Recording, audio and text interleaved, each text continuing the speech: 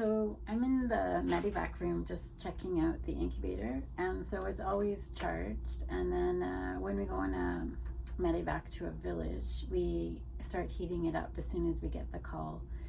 And we can plug it in while we're in the flight on the way to the village and keep the battery charged and keep it warm, so that once we get to the village, we have a warm incubator.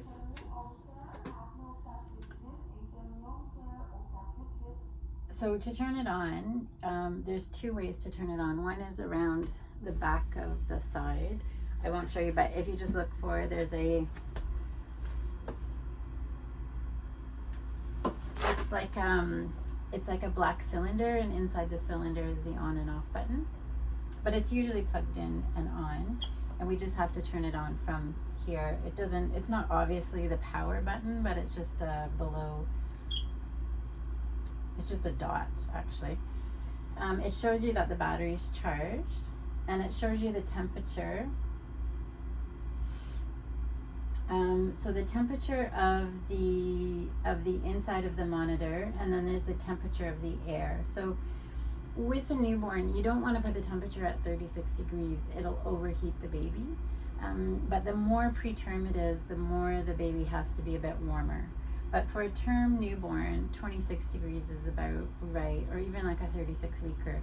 But if you have a 28-week-old baby, there's one up here. Let's see.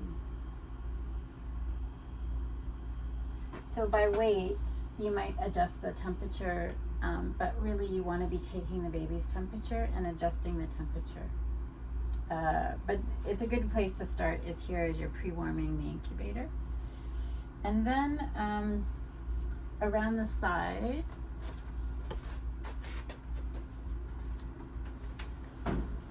on this side is we have an oxygen blender, and an air tank of medical air is purple, and the O2 tank is white.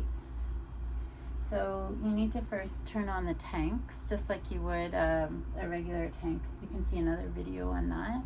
So you're using the key that looks like this, and you're going to turn on the tank, and then you can adjust the oxygen blender. So for a baby that is on 100% oxygen, for example, it would just be 100%.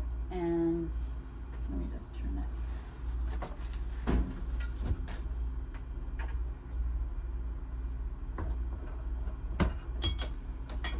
So the oxygen blender, you can see, is right here.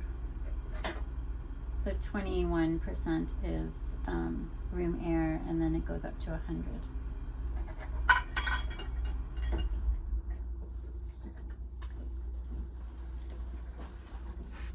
Okay, so to open the incubator,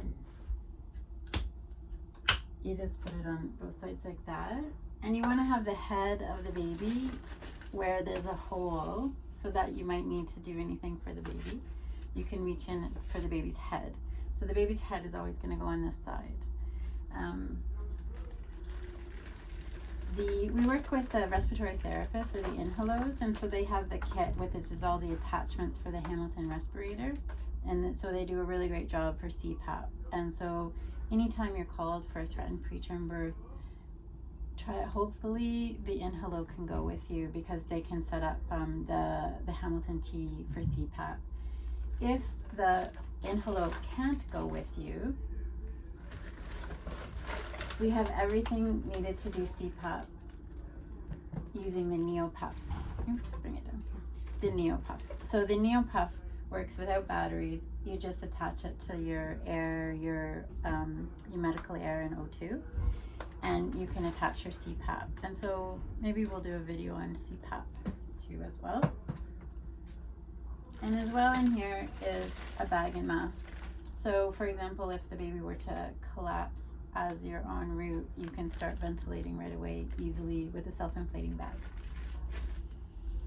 What's not in here is an O2 sat monitor. Usually it's in here, it's gone missing. Just make sure you have one, or the nurse has one that you can easily access, because when you're transporting the baby back, based on the altitude of the plane, the baby's O2 sats may drop. And so you may need to ask the pilots to fly lower if the baby doesn't tolerate a higher altitude. So you're going to go slower and lower, but the baby will arrive in better shape. And then just inside here is the temperature thermometer. And so this is what you're going to tape onto the baby for the transport.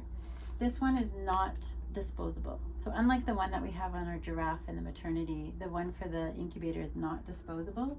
You just clean it and put it back in. And that's all.